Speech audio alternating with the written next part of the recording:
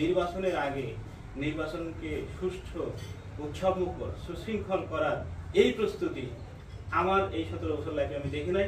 এখানে যারা আরো বেশি চাকরি করছেন তারাও স্বীকার করবেন যে পুলিশের এইরকম প্রস্তুতি কেউই কখনো দেখে নাই।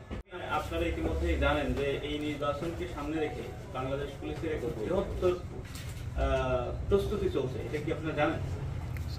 সারা বাংলাদেশে 42,000 বা 43,000 ভোট কেন্দ্রের নিরাপত্তা দেওয়ার জন্য বাংলাদেশ পুলিশ আমাদের সম্মানিত আইনজীবী স্যারের নেতৃত্বে 1,52,000 পুলিশকে নির্বাচনী দায়িত্ব সুষ্ঠুভাবে পেশাদারিত্বের সাথে দক্ষতার সাথে কিভাবে পালন করতে হবে সেই বিষয়ে একটি প্রশিক্ষণ চলমান আছে।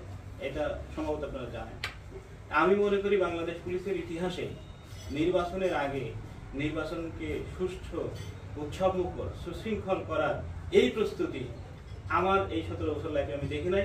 এখানে যারা আরো বেশি চাকরি করছেন তারাও স্বীকার করবেন যে পুলিশের এইরকম প্রস্তুতি কেউই কখনো দেখে নাই। সুতরাং আমরা বলবো, বা পুলিশের পক্ষ থেকে, বান্দরবান পুলিশের পক্ষ থেকে আমরা বলতে চাই যে এবারের নির্বাচনটি হবে উৎসবমুখর, নিরাপদ, নিরপেক্ষ। 60 অফিসার এবং ফোর্স মিলাই আমরা একটা টিম, তাদেরকে আমরা বিশেষ প্রশিক্ষণ দিচ্ছি। 5 দিনের একটা প্রশিক্ষণ চলমান, ওগুলো আজকে সকালে আমরা উদ্বোধন করেছি।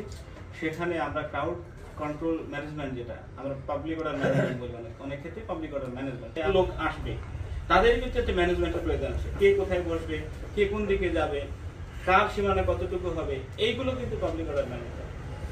তো যখন একটা মেলা হয় সেখানে কিন্তু অনেক পাবলিক আসে না, সেটার একটা ম্যানেজমেন্ট থাকে।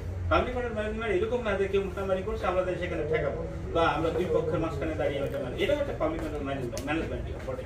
কিন্তু স্বাভাবিক একেবারে কামপয়েন্ট পজিশনে কিন্তু আমরা পাবলিক অর্ডার ম্যানেজমেন্ট করতে হয়। কিভাবে? এই পাবলিকগুলো কে কোথায় বসবে, কে কোন দিকে কিভাবে যাবে, এইগুলো। তা আমাদের এটি শুরু হয়েছে বান্দরবান জেলা পুলিশের একটি বিশেষ প্রশিক্ষণ 5 দিনের যেটি শুরু হয়েছে আমাদের রেঞ্জ ডিআইজি মহোদয়ের নির্দেশনায় এবং